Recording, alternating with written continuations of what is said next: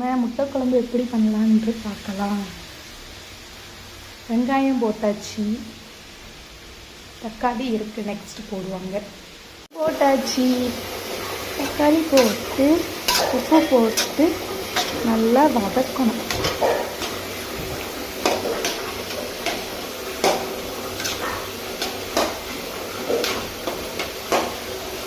வதக்கி கொஞ்சம் நேரம் ஆகும். இப்போ இதில் 1.5 ஸ்பூன் வத்தப்பொடி, 3 ஸ்பூன் மல்லிப்பொடி, முட்டை குருமா மசாலா போட்டு விரவி வச்சிருக்கு. நீ இதை அரைக்கணும், ஆற வச்சு அரைக்கணும். இப்போ இதில் கடுகு, சின்ன வெங்காயம், கருவேப்பிலை போட்டு தாளிச்சு, அதுக்கப்புறம் நம்ம இந்த அரைச்சி வச்சுருக்கோம்ல, அதில் தேங்காய், அந்த மசாலா எல்லாத்தையும் போடணும். கடுகு நல்லா பொரியட்டும்.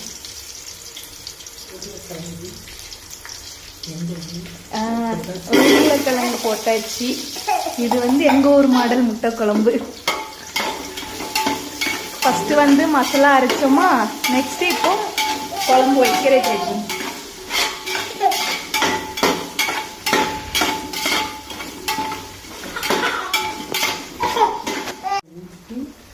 இப்போ மசாலாவெல்லாம் ஆட் பண்ணியாச்சு. உருளைக்கிழங்கு கூட 2 வதக்கு வதக்கணும்.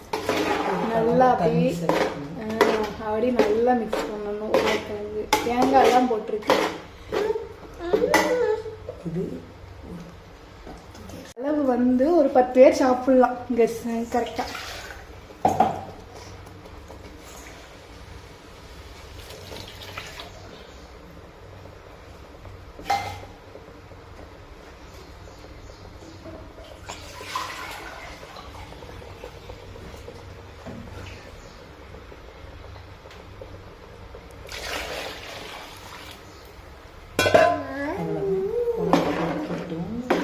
குழம்பு நல்லா கொதிச்சு வரட்டும்.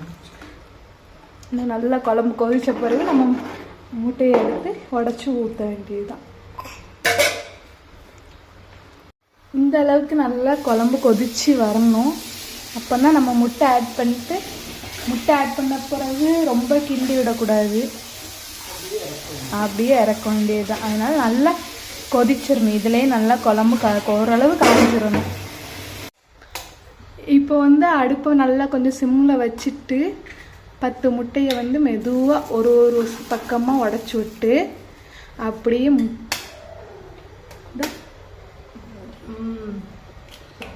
மெதுவாக ஊற்றணும், கலங்கக்கூடாது.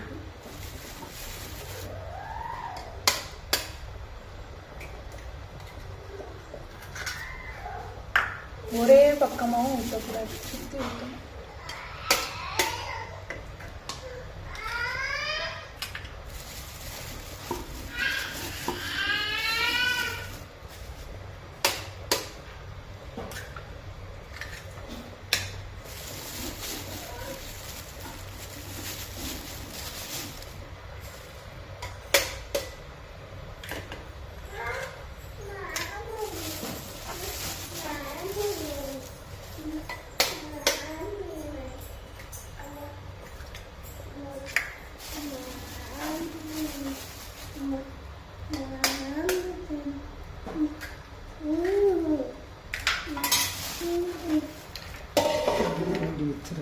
மூடி வச்சுட்டு இன்னொரு 5 நிமிஷம் அப்படி அமைதியாக கொதிக்கட்டும்.